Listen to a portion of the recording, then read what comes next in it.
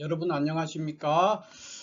이번 시간에는 현재 진행되고 있는 김민석 총리 후보의 인사청문회 결과, 그 결과가 어떻게 될 것이냐 하는 것에 대해서 주역으로 괴를 뽑아서 한번 해석을 해 보았습니다. 지금 김민석 총리 후보자의 인사청문회가 시작되는데 굉장히 야당의 공세가 굉장히 거칠고, 또 언론도 상당 부분 그 야당의 편에 서서 보도를 하고 있는 그런 현상이라서 실제 현실, 사실과는 좀 다르게 왜곡되어 있는 그런 부분이 많이 있습니다.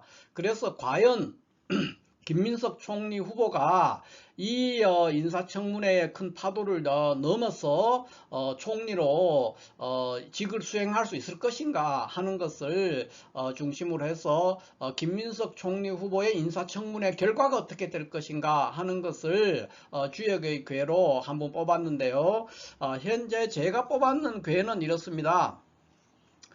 여기는 이제 이 천산이라고 합니다. 읽을 때, 위에, 상괴는 하늘을 뜻하는 괴고, 하괴는 산을 뜻해요. 요거는 이제 산이고요. 요거는 하늘을 뜻합니다. 그래서, 이것은 이제 주역에서 33번째 괴가 되겠어요. 그래서, 33번째 괴의 3효, 세 번째 효가 동해 있는 그런 상황을 얻었습니다. 그래서 이거를 오늘 해석함으로써 과연 김민석 후보가 무사히 인사청문회를 통과해서 총리직을 수행할 수 있을 것인가 하는 것을 해석을 해 보도록 하겠습니다. 먼저 이 천산둥계는 위에 있는 상괴, 이 상괴를 하늘을 뜻합니다. 하늘인데 또 다르게 보면은 조정이라는 뜻입니다. 조정. 그리고 밑에 있는 산, 이거는 이제 산을 뜻하는데 다르게는 현인 또는 군자, 뭐 이런 의미를 띠고 있습니다. 이 괴의 구조에서는. 그래서 현인이나 군자는 원래 조정에 있어야 돼요. 상괴가 하늘이자 동시에 조정을 뜻하는데, 이 현인 군자가 조정에 있어야 되는데 조정의 아래쪽에 있죠. 현인 군자가. 이렇게 되니까 현인 군자가 조정에 참여하지 못하고 있는 상황이니까 어떤 겁니까? 현인 군자가 초야에 묻혀서 살고 있는 그런 상황이고, 우리가 미처 발견하지 못했던 어떤 인물, 그런 인물에 대한 설명이다, 이렇게 볼 수 있죠. 그러니까 우리가 외견적으로 이렇게 알고 있던 사람과는 다른 어떤 훌륭한 인물, 그 인물이 지금 초야에 묻혀 있었다. 그래서 지금 이제 발견이 되고 있다.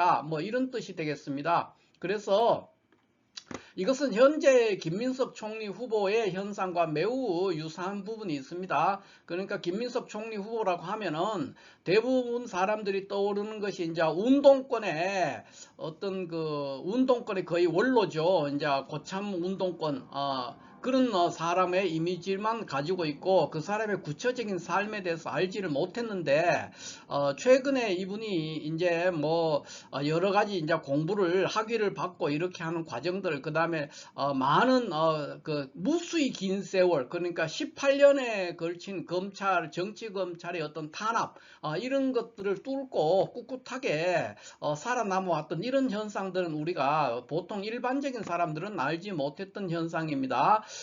그래서 지금 뭐 야당의 공세라든가 이런 것은 뭐 당연히 있는 것이죠. 인사청문회라는 것은 원래 야당의 무대입니다.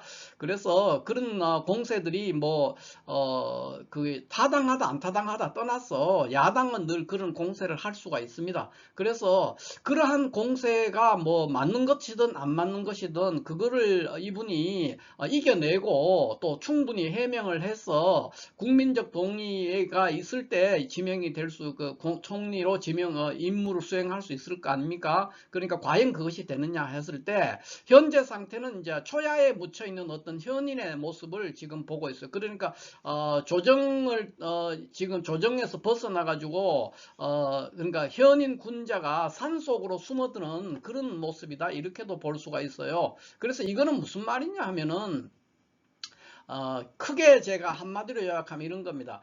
김민석 총리 후보가 인사청문회에서 가장 상처를 덜 받고 잘 그거를 극복할 수 있는 방법은 야당이 제기하고 있는 그 의문점들 뭐 이런 의혹들에 대해서 일일이 맞대응을 하는 것을 피하고 또 협상이나 타협을 통해서 뭐를 이루려고 하는 것도 굉장히 그런 것은 시도하면 안 됩니다. 그러니까 만약에 그 일일이 맞대응을 한다든가 또 타협이나 뭐 협상을 통해서 그것을 대충 얼버무린다든가 이렇게 하게 되면은 이거는 군자의 모습이 아닙니다. 그러니까 군자의 본래 모습, 그 모습을 벗어난 상태예요. 그래서 이것은 맞지 않아요. 그럼 어떻게 해야 되느냐? 가능하면은 뭐 미주알 고주알 다 대응하지 않고 본인은 산속으로 숨어드는 것처럼 그냥 침묵하는 형태로 대응하지 않는, 맞대응을 하지 않는 그런 방식으로 이 일을 끌고 나가야 됩니다. 그러면 누가 맞대응을 할 거냐는 거죠. 야당이 제기하는 그 맞대응에 대해서는 여당의 의원들이 일일이 대응을 해야 돼요. 뭐 협상이나 타협이 있다면 그것도 마찬가지입니다. 이런 모든 것들은 여당 국회의원들 그런 사람들이 해야 될 일들입니다. 그러니까 야당의 의혹을 제기하는 사람들에 대해서 뭐 최근에 이래 보면은 뭐 그 국민의힘의 주진우 의원 같은 경우에 굉장히 날카롭게 어쨌든 그 김민석 총리 후보에 대해서 공세를 폈습니다. 그런데 여당 국회의원들이 굉장히 그거에 대해서 아주 그 효율적으로 대응하는 걸 봤어요. 그래서 거꾸로 그러니까 공세와 방어의 위치가 서로가 그 바뀌어 있는, 그러니까 공수가 바뀌어 있는 그런 모습도 연출이 되고 그랬거든요. 바로 그게 정답입니다. 그래서 총리 후보 자체는 충분한 자료와 그런 어떤 해명을 하되, 원론적인 해명을 하되 자세하고 디테일한 설명들은 가능하면 여당 국회의원들이 앞장서서 맞대응도 하고 또 부당한 어떤 의혹, 잘못된 의혹에 대해서는 바로잡고 하는 그런 노력이 있으면은 충분히 인사청문회를 잘 마무리하고 총리직을 수행할 수 있을 것이다, 이렇게 보여집니다. 괴사와 효사를 한번 해석을 해보면요, 천산둔계의 괴사는 형통하다, 둔계는 형통하다, 소리정 이랬습니다. 이거는 이제 해석을 하면 이렇습니다. 형통하다, 조금 이로운 점이다. 여기서 점이라는 거는 우리가 보통 점집에 가서 점을 본다 할 때 그 점이에요. 그렇게 해석을 합니다. 그런데 이 부분에 대해서 제가 주역의 이제 괴사나 효사를 해설할 때 많이 제가 여러 차례 얘기를 했습니다만은 여기에서 이 글자, 요게 고들 정자죠. 이 고들 정자를 해석할 때 바르다, 이것을 바르다 또는 뭐 정도 이런 식으로 해석하면 안 됩니다.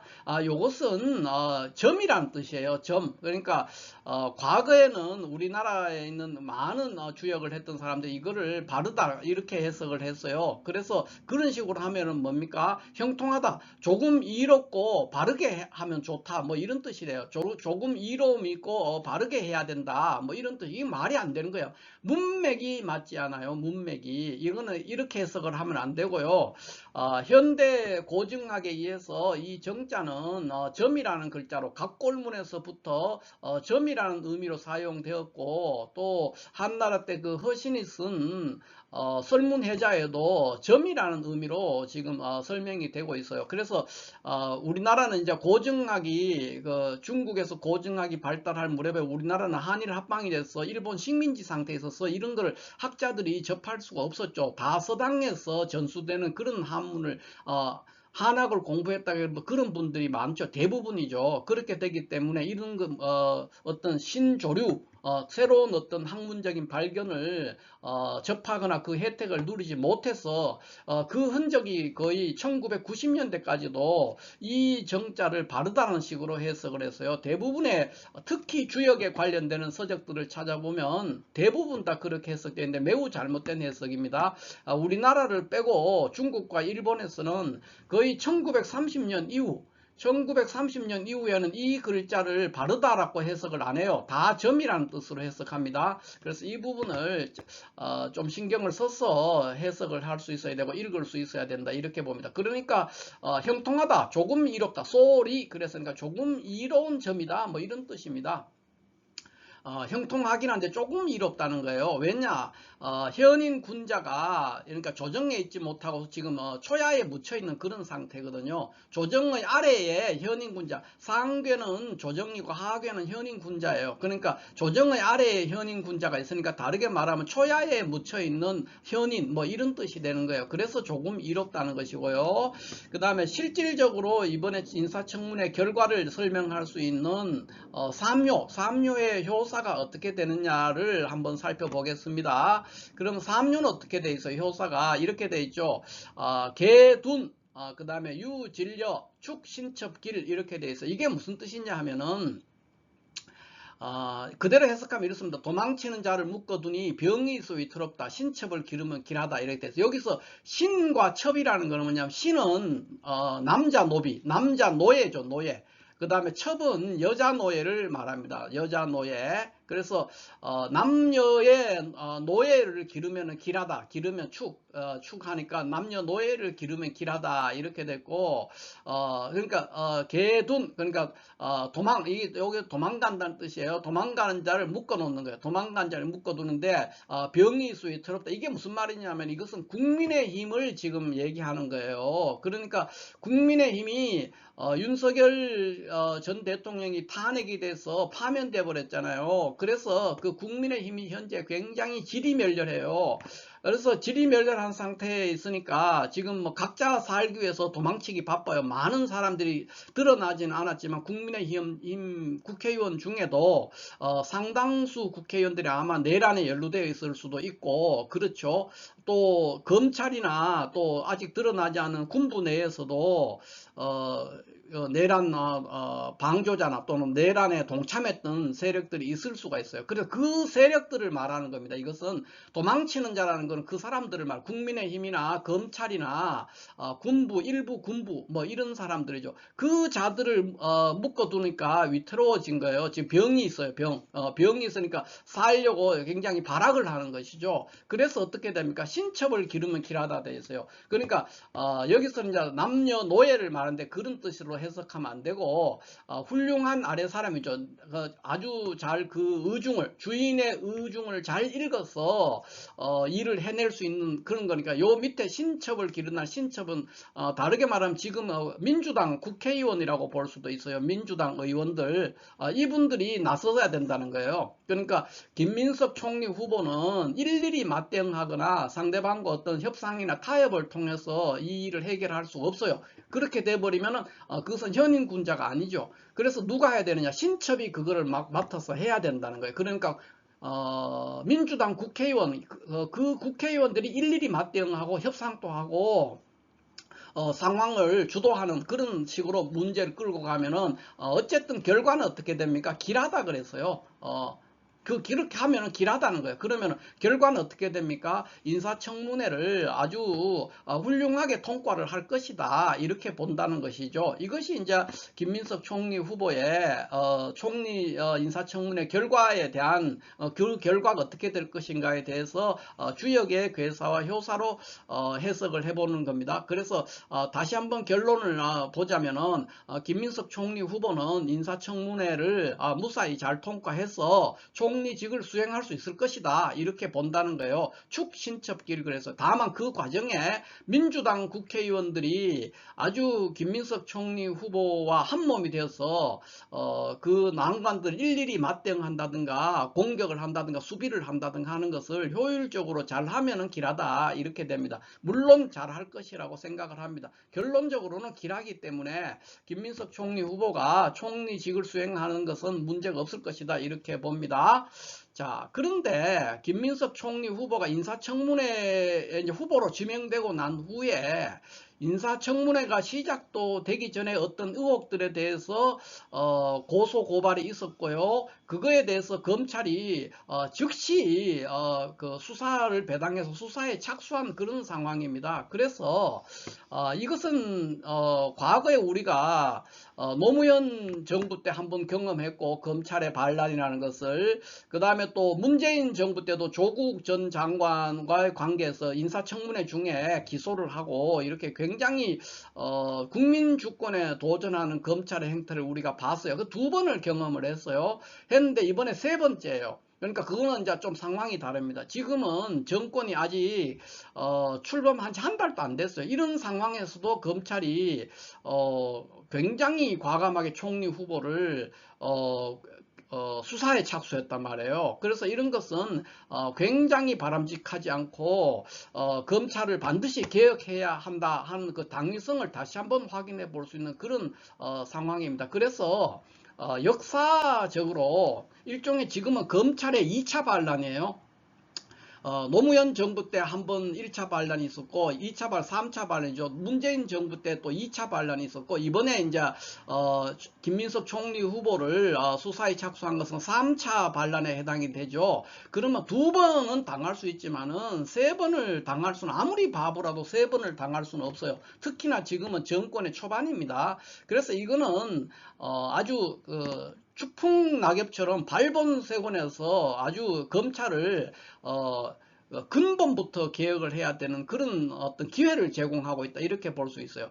역사적으로 보면은 한고조 유방이 그 제후들 그러니까 한고조 유방이 이제 천하를 통일하고 난 후에 제후들한테 이제 분봉을 했는데 제후들이 반란을 일으켰죠. 그래서 그 반란을 일으킨 제후들을 토벌하면서 했는 말이에요. 그러니까 오금 불주 제후 후세 필수 기해 그랬어요. 그러니까 내가 지금 이 제후들을 죽이지 않으면 훗날 후손들이 반드시 그 해를 입을 것이다. 이렇게 얘기했어요. 지금 이재명 대통령은 이걸 한번 생각해 봐야 돼요. 지금 정권 초에 바쁘기도 하지만은 또 모든 사람이 머리를 조아리고 권력자들이나 검찰이 눈치를 살피고 있단 말이에요. 아부도 하고 거기에 혹시라도 반응을 해서 그쪽으로 이렇게 부드러워져 버리면은 반드시 그 보복을 당합니다. 검찰의 보복을 반드시 당할 거예요. 그 지금의 그 민주당 모든 국회의원을 포함해서 많은 사람들이 그래서 그런 것들에 일고의 가치도 없는 것으로 간주해서 철저하게 더욱 철저하게 검찰 개혁을 진행해야 된다 이렇게 보이고요. 또 요거는 진시황이 했는 말이에요. 그래서 지금 보면은 법 불악위 상불유천 그랬습니다. 그러니까 법은 귀한 자를 봐주지 않고 상은 천한 자도 빠뜨리지 않는다 그랬어요. 그러니까 이것도 마찬가지로 이번 내란 12.3 내란 사태를 수습하는 과정에서 협조를 했는 사람도 있고 또 거기에 참여 동참하지 않고 반대했는 사람들도 있고 여러 가지 있지 않습니까? 거기서 공은 공대로 과는 과대로 꼭 진실을 밝혀서 처벌할 사람 처벌하고 군인들 중에도 그 위에 사령관이라든가 또는 뭐 대령급들 이런 사람들 몇 명 빼고 밑에 그러니까 영관이나 위관들은 또 일반 병사들은 많은 분들이 소극적인 대응을 함으로써 내란이 순조롭게 진행이 됐잖아요. 진압이 됐잖아요. 그런 것들을 충분히 농공행상을 해야 된다. 뭐 이렇게 볼 수가 있겠습니다. 자, 이렇게 해서 오늘은 김민석 총리 후의 인사청문회에 즈음해서 이 인사청문회의 결과가 어떻게 될 것인가 하는 것을 주제로 한번 주역의 괴를 뽑아서 한번 해석을 해 보았습니다. 감사합니다.